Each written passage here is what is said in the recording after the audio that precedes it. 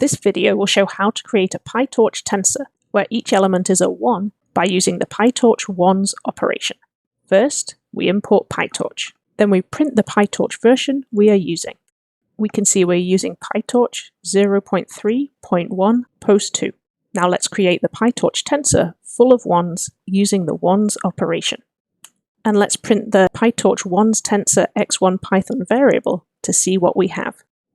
We see that we have 4 matrices, where each matrix has 3 rows and 2 columns. We see that all of the elements are the number 1.